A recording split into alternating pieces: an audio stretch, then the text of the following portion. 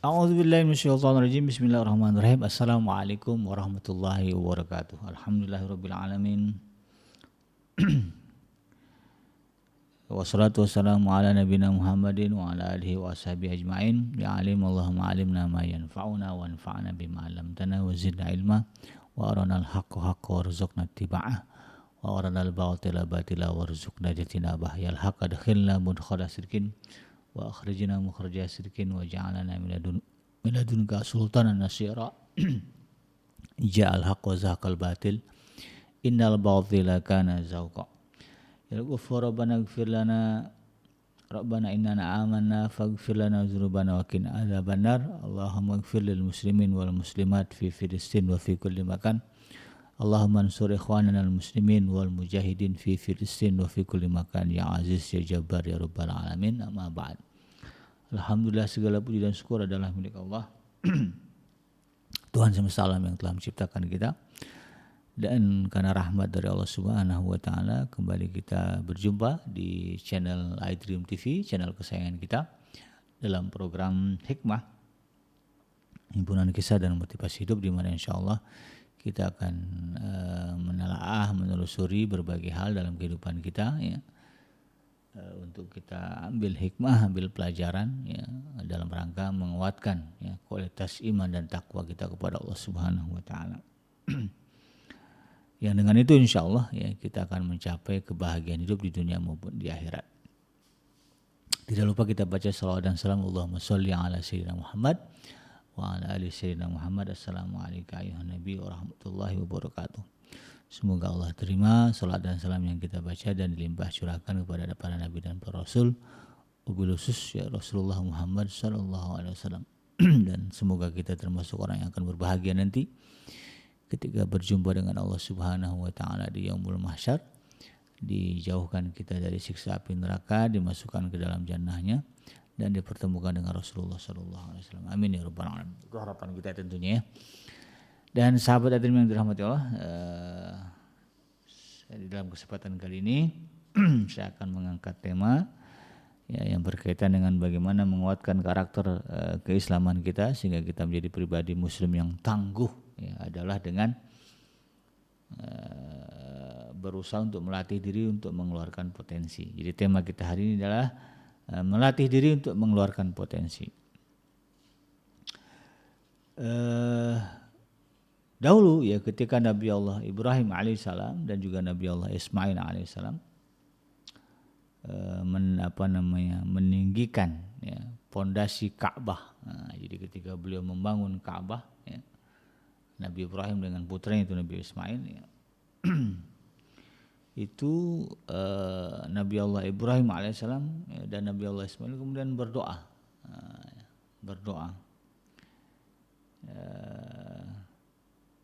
supaya kemudian keturunan mereka ini termasuk ke dalam golongan umat Islam.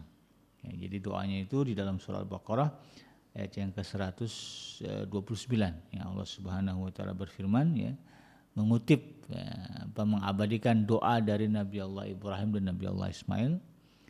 Ya Rabbana wab'ats fihim rasulan minhum yatlu 'alaihim ayatika wa yu'allimuhumul kitaba wal hikmata wa yuzakkihim innaka antal azizul hakim. Ya Tuhan kami, utuslah untuk mereka seorang rasul dari kalangan mereka yang akan membacakan kepada mereka ayat-ayat Engkau, mengajarkan kepada mereka Alkitab dan Al-Hikmah, serta mensucikan jiwa mereka.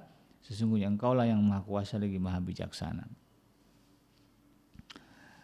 Jadi Nabi Allah Ibrahim alaihissalam, ya, dan juga Nabi Allah Ismail alaihissalam ini berdoa agar dari keturunannya, ya, keturunan beliau, ya, antara Nabi Allah, jadi dari Nabi Ibrahim, Nabi Ismail, nah, itu berharap dari keturunan Nabi Ismail ini datang seorang rasul, ya, yang mengajarkan pemahaman tentang kitab, ya, yang diturunkan oleh Allah Subhanahu wa taala, juga mengajarkan tentang hikmah, ya. Hikmah di sini para ulama menyebutnya sebagai sunnah, ya, sunnah Rasulullah sallallahu alaihi wasallam. Nah, prakteknya banyak hal-hal yang tidak diterangkan di dalam Al-Quran, tapi diterangkan secara detail, secara rinci dalam hadis, di dalam sunnah, gitu, ya.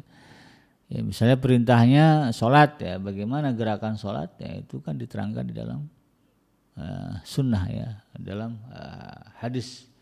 Oleh karena itu sepakat, ya kita tidak bisa mengatakan ya, hanya mengimani Al-Quran lalu kemudian mengabaikan hadis, mengabaikan sunnah, ya tidak bisa gitu ya. Untuk menjadi seorang muslim yang kafah, ya harus menyadari adanya bimbingan, ya adanya ketentuan syariat, ada hukum syariat selain Al-Quran, yaitu hadis. Kalimat di dalam doa Nabi Allah Ibrahim alaihissalam yang mengatakan wa yu'allim wa yuzakkihim, ya, dan mensucikan jiwa mereka. Jadi di sini dimaksudnya yang ditafsirkan oleh para ulama, yang dimaksud dengan kalimat itu adalah bagaimana kemudian Allah Subhanahu wa taala menumbuhkan dalam jiwa seorang muslim, ya, itu jiwa kebaikan yang tumbuh. Ya, jadi ketika Nabi Allah Ibrahim berdoa, ya kan kalimatnya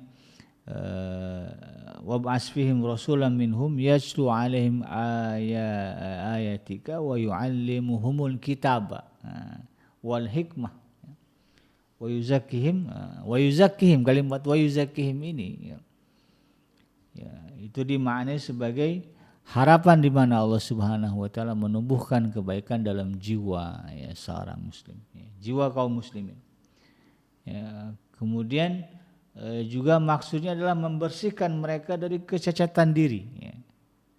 Ya, sebagaimana yang kita ketahui, ya, bahwa jiwa kita ini Allah Subhanahu wa taala jadikan, dan kemudian jiwa itu diilhamkan, ya, jalan kerusakan dan jalan kebaikan. Nah, jadi mau merusak, mau menjaga kebaikan, caranya sudah Allah ilhamkan. Ya, makanya orang tahu, ya, walaupun gak diajarin cara ngerusak. Ya, gak usah diajarin lah, ya, cara ngerusak, udah tahu cara ngerusak. Ya. Ya, itu karena memang itu sudah tertanam di dalam chips, ya, memori kita. Ya. Bagaimana cara merusak, bagaimana cara menjaga. Nah, itu sebagaimana disebutkan di dalam surah Asyam, ya, fa'alhamaha wa nafsi wa ma sawwaha, surah Asyam ayat yang ke-8, ya. Ayat yang ke-7, maaf, ya. Wa nafsi wa ma sawwaha, ya. Fa'alhamaha fujuraha wa taqwaha, ya, ayat yang ke-8. Kemudian yang ke-9-nya qad aflaha man zakkaha wa qad khaba man dassaha, maka beruntunglah orang, ya, yang kemudian mampu menjaga kesucian dirinya, ya, kesucian jiwa yang dianugerahkan itu, dan juga merugilah orang-orang yang tidak bisa menjaga kesucian jiwa itu atau mengotorinya.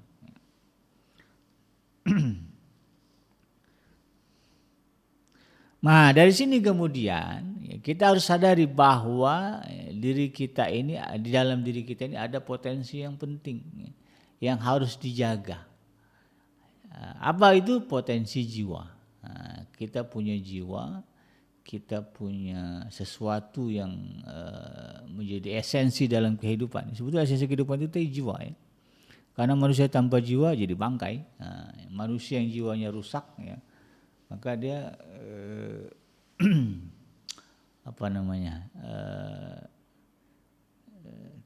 tidak dinilai sebagai manusia. Hilang kemanusiaannya ketika dia sudah mengedepankan kerusakan. Ya kan, orang kalau marah itu sama orang yang yang dianggap melakukan kesalahan lah, gitu, ya. Itu yang keluarkan bahasanya itu kan caciannya binatang. Nah, gitu, ya. Karena bagi kita ketika orang melakukan itu jiwa kemanusiaannya udah gak ada, gitu, ya. Oke, keluarkan ada anjing, ada monyet, ada babi, gitu, ya, biasa keluar, gitu, ya.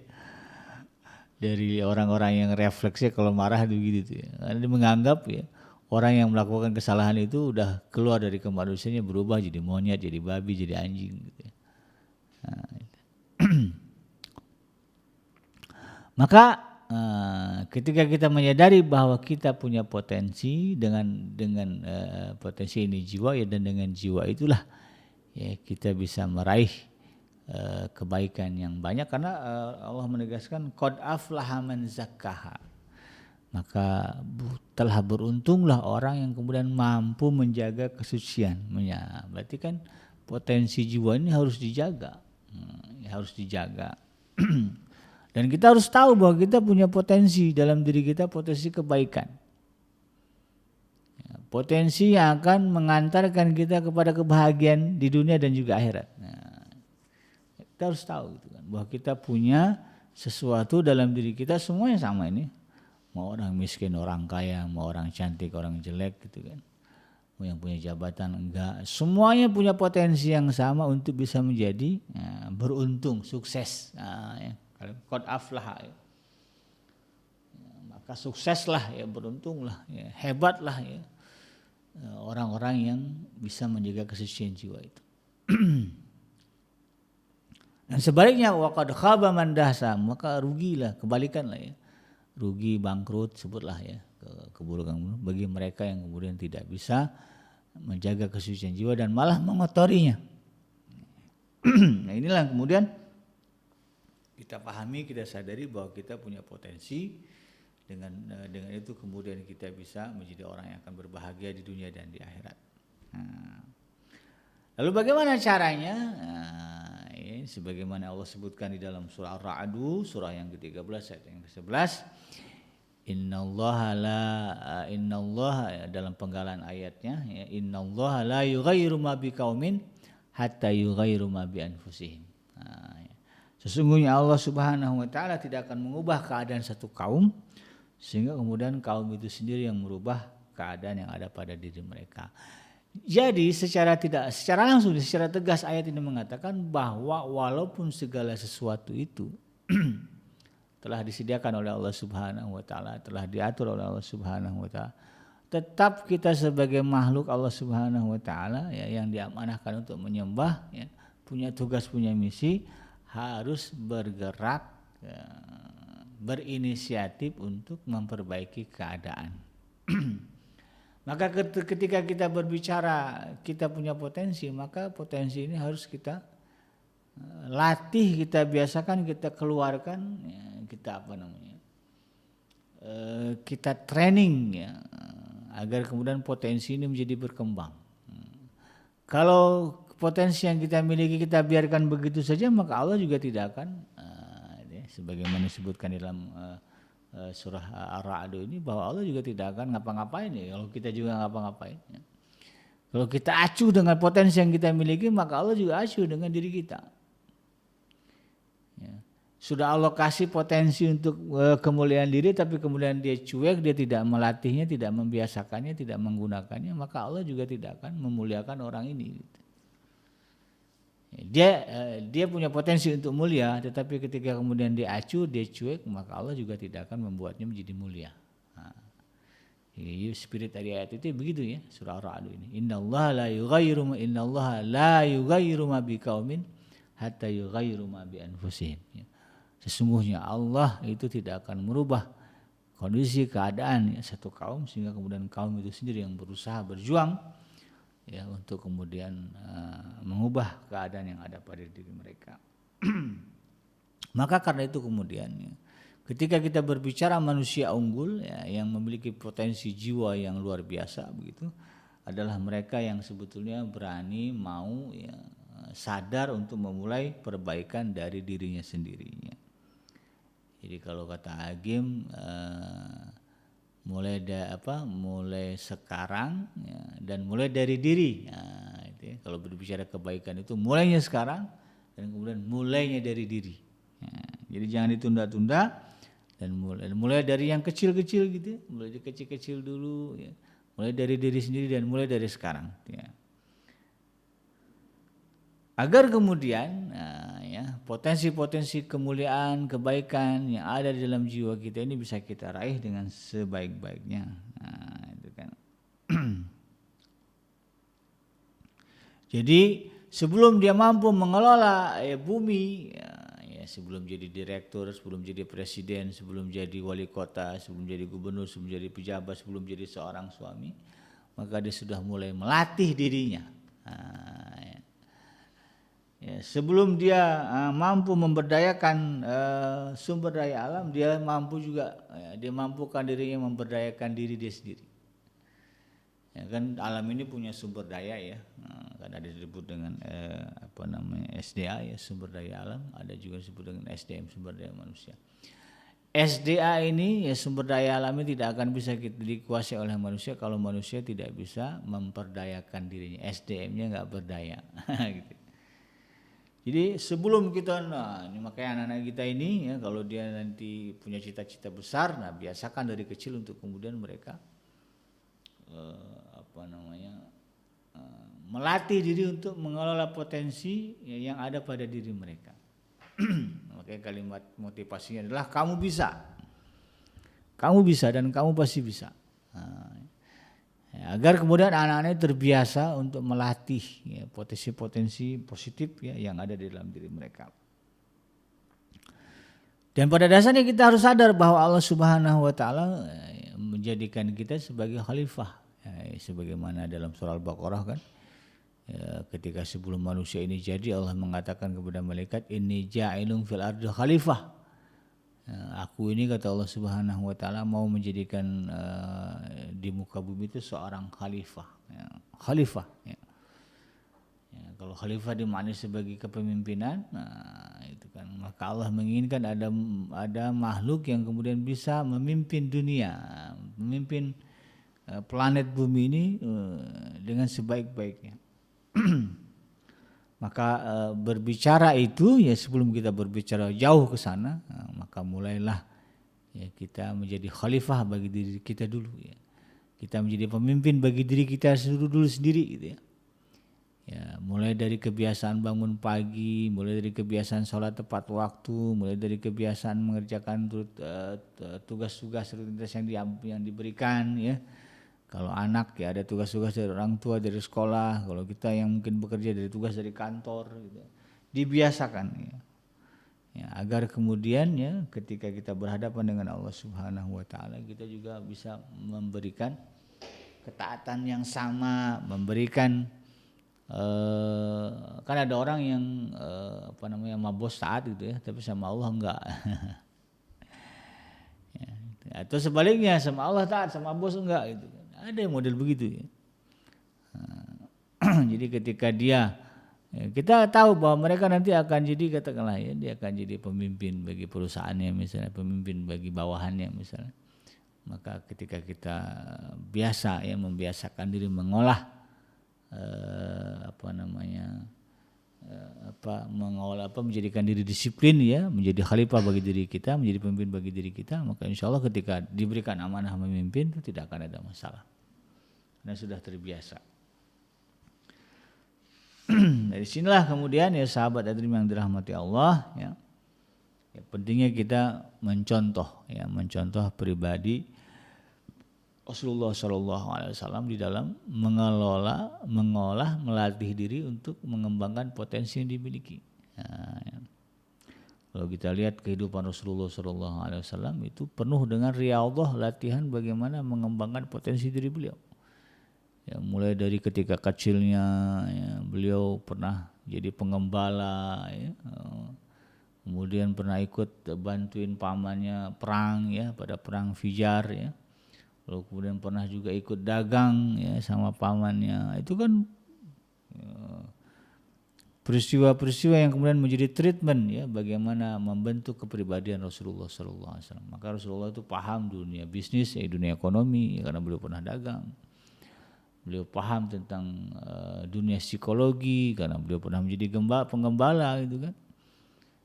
Beliau paham bagaimana strategi ya, mempertahankan berperang ya, karena beliau pernah mengalami itu. Jadi seorang pernah membantu ya ketika masih umur 10 tahun apa 9 tahun ya, untuk membantu paman beliau di perang Fijar.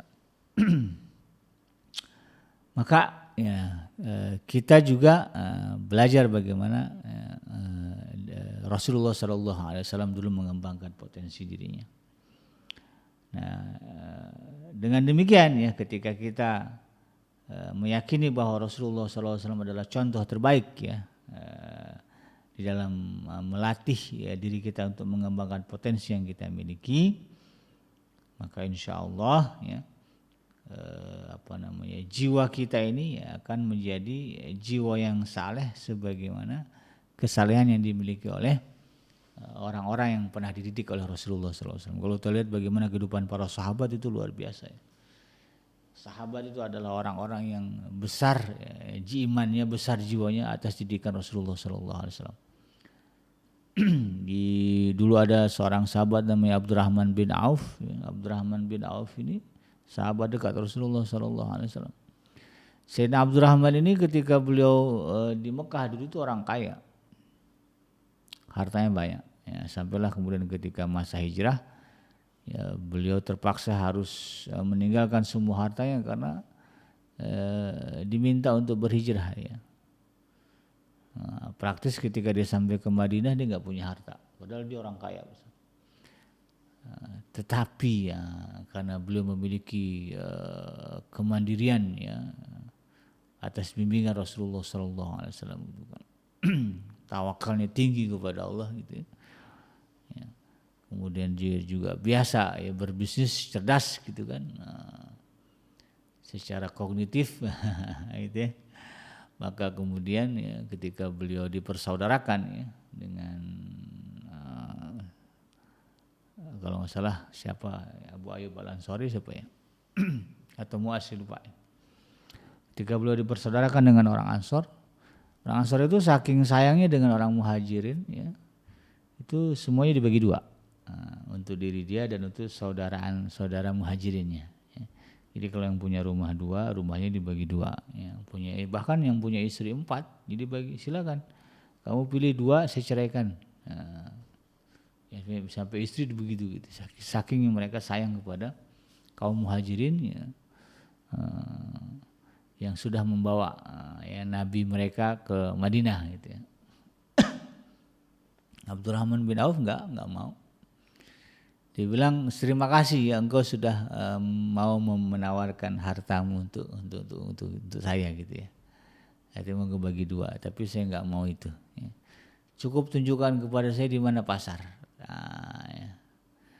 Akhirnya ditujukan oleh beliau pasar. Ya, waktu itu pasar punya orang Yahudi. Ya. Ya, memang ketika itu Madinah banyak secara ekonomi dikuasai oleh orang Yahudi. Datang orang Muhajirin, ya mulailah ya digeser. Ya. Dominasi masyarakat Yahudi dalam perekonomian masyarakat Madinah itu digeser oleh kaum muslimin. Bahkan menjadi lebih baik ya karena sebelumnya mereka itu biasa riba ya sehingga banyak yang hutang enggak selesai gitu ya. Karena ribanya ada mudha'afa ya, berlipat-lipat. Maka ketika Sayyidina Abdurrahman bin Auf datang ke pasar itu potensi dirinya itu betul-betul mengubah situasi dan keadaan. Ya, dari tadinya nggak punya apa-apa, kemudian sedikit-sedikit ya, besoknya udah punya lapak.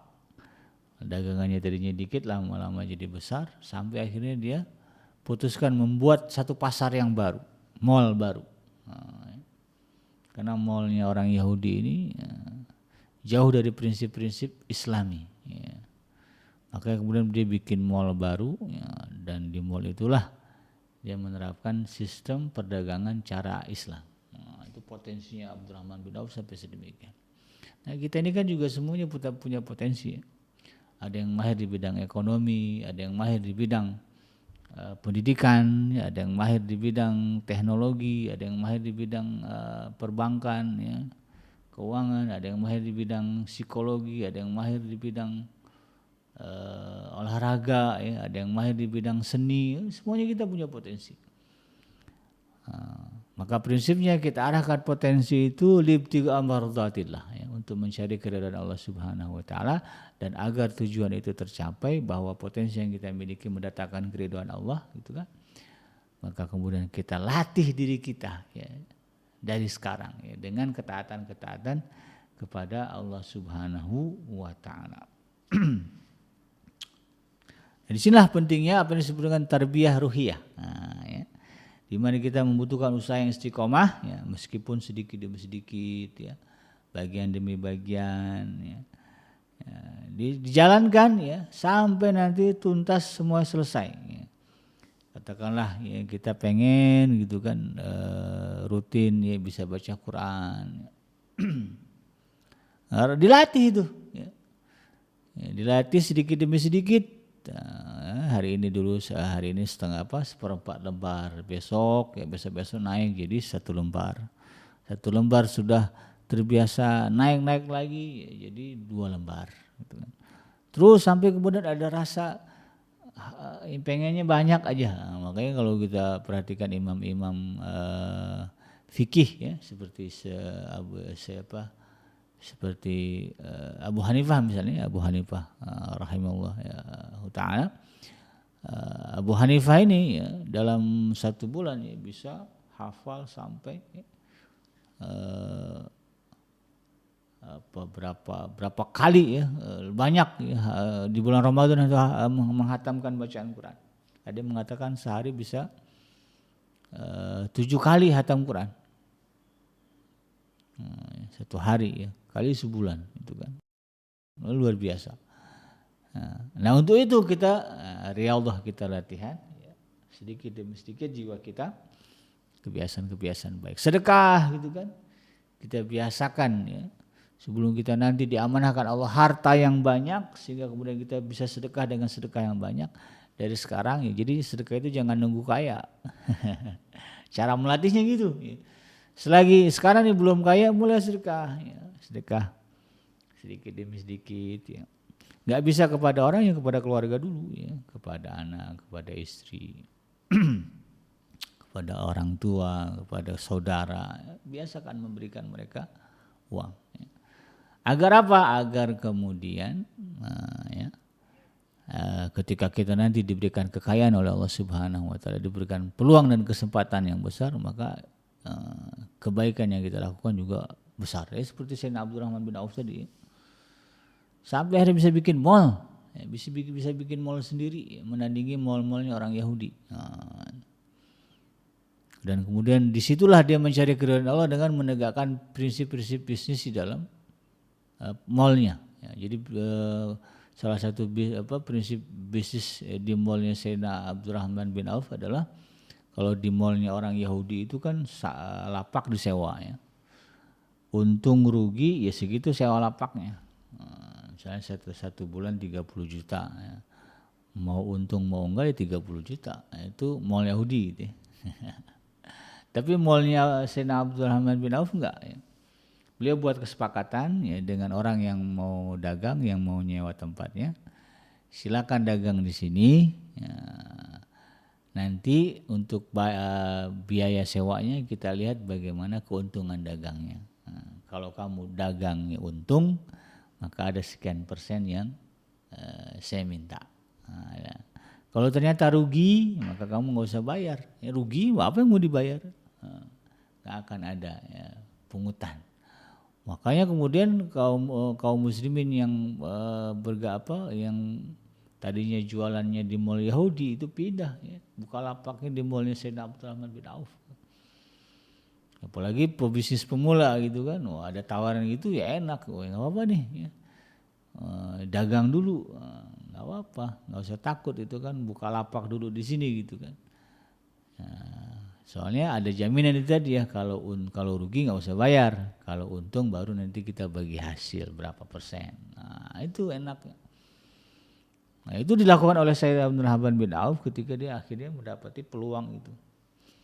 Tapi sebelum itu beliau ngajinya rajin, ya, gali ilmunya rajin, ibadahnya rajin sehingga kemudian beliau paham ya bagaimana memperdayakan potensi yang dimiliki dalam dirinya untuk mencari keridhaan Allah Subhanahu Wa Taala. Ya itu tadi ya, berbagai target-target yang ingin kita capai ya, seperti tadi misalnya kecintaan kepada Al-Quran ya, kita mulai ya sedikit demi sedikit ya interaksi dengan kita Al-Quran. Setelah biasa ngaji tingkatkan dengan hafalan. Ya. Ini juga bagian dari melatih diri agar potensi dalam yang kita miliki nanti menjadi maksimal ya. Hafalkan Al-Quran ya walaupun dari juz yang paling ringan ya, juz 30 misalnya. Nanti naik juz 29, juz 28, ya, juz 27, 26 sampai nanti 30 juz hafal. Ya. Rasulullah SAW pernah bersabda, ta'ahadul Quran, fawalladzi nafsi biyadih lahu asyaddu tafassyan minal ibil fi ulukiha. Jagalah hafalan Al-Quran kalian demi zat yang jiwa Muhammad berada di atas di dalam genggamannya. Hafalan Al-Quran itu lebih mudah lepas daripada unta yang sedang ditambat. Nah, jadi Rasulullah ngasih warning ya. Sambil-sambil kita menguatkan ya, hafalan kita. Nah, ini juga harus dipahami begitu ya, bahwa hafalan Quran itu lebih cepat hilang ya, kalau nggak dijaga. Nah, di sini kita harus menjaga hafalan kita. Cara menjaganya gimana? Tidak hanya sekedar diulang-ulang bacaannya, tapi juga mencegah diri kita dari kemaksiatan, dari dosa mata terutama, dari dosa pikiran-pikiran kotor. Gitu ya. Nah, itu dari menjaga agar kemudian hafalan Al-Quran kita tidak mudah hilang. Makanya kalau teman-teman saya yang lulusan ya tahfiz ya, mahat tahfiz ya, atau pesantren Al-Quran ya, nah, itu mereka betul-betul menjaga pandangan, karena dosa pandangan ini cepat banget ya menghilangkan hafalan ya. Keluar rumah ya, naik angkot, lihat perempuan ya pakai rok mini udah hilang tuh setengah juz hafalannya gitu. Makanya mereka itu jaga betul ya. Dan mereka kalau nggak penting-penting amat nggak males keluar, karena di luar itu tantangannya luar biasa. Nah, itu bagian dari riyadhah, melatih diri kita agar kemudian potensi yang kita miliki bisa maksimal, bisa terjaga. Rasulullah SAW juga pernah bersabda, wa ma yasta'fif yu'ifahullah, wa ma yastaghni yughnihillah, wa ma yatasabbar yusabbirhullah.